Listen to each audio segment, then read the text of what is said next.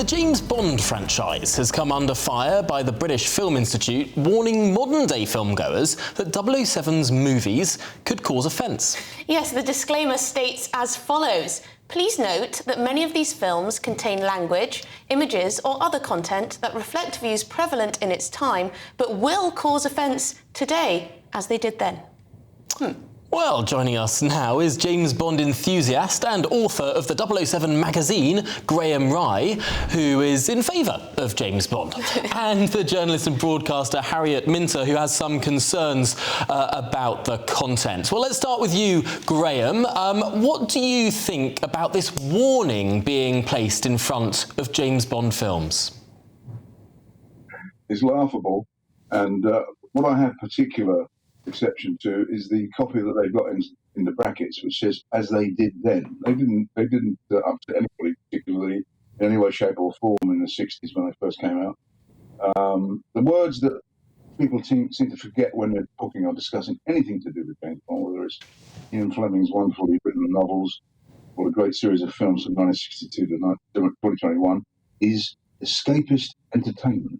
It's supposed to be escapist entertainment. It's fun and games. But Graham, are there not some outdated racial stereotypes, female stereotypes?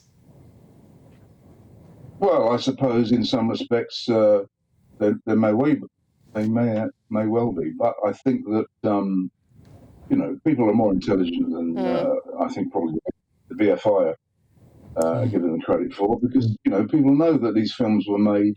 Dr. No is 1962. Obviously, it was a different time. I was born in September 1951, so that probably automatically makes me this misogynist dinosaur. But, Well, Harriet, let's throw it over to you. Is this escapism, and frankly, are the BFI just not treating people as intelligent enough? Well, exactly. They're not treating people. Sorry, Graham. Let's turn this to Harriet. I think what the BFI are doing is saying, if you've come to the James Bond franchise in the Daniel Craig eras, you will have experienced a very different side to James Bond than if you were in the Sean Connery, Roger Moore eras. So if you are going back, if you're starting at Daniel Craig and working your way back, it's going to be different. And we want to give you a heads up about that, and we want to tell you about that. We don't want you then writing a million letters to us complaining about racial stereotypes, gender stereotypes, violence, disability stereotypes. We want to tell you that exists here in the first place.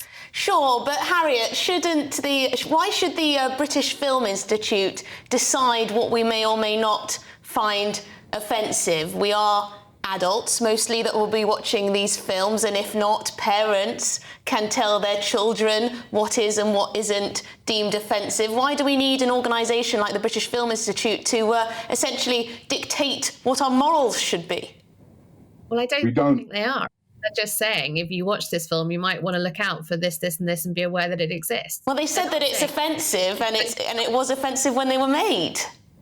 They're not saying you should be offended by it. They're not saying you shouldn't watch it. They're not saying stay away, these are terrible films. They're just saying be aware that these themes, these behaviours exist in these films. If that is going to be upsetting for you, if that's not something you're into, this is not the film for you. Graham, let's throw that back to you. This is just a warning in front of a film. They're not censoring the film. They're not destroying the film. This isn't book burning. They're just attaching a little message. What's wrong with that? Well, what's wrong with it is when somebody takes it upon themselves to explain to people supposedly that they were, they caused offence, when they were released. They didn't cause offence to anybody. The British Board of Film Censors worked with the film company and productions that made the films to make sure that everything was done as it should be.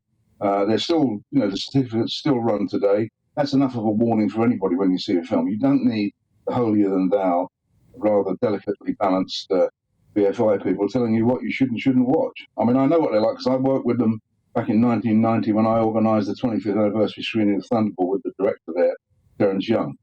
But no, it's unnecessary, and it's taking huge liberties, as they did then. It's not a fact. They're lying to the public.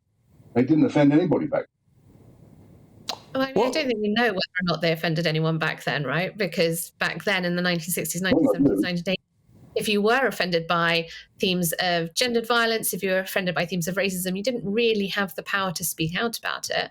But also, film has been categorizing and warning people about the content within films for decades. That is what our PG 15, 18 rating system is there for, right? This is not something new.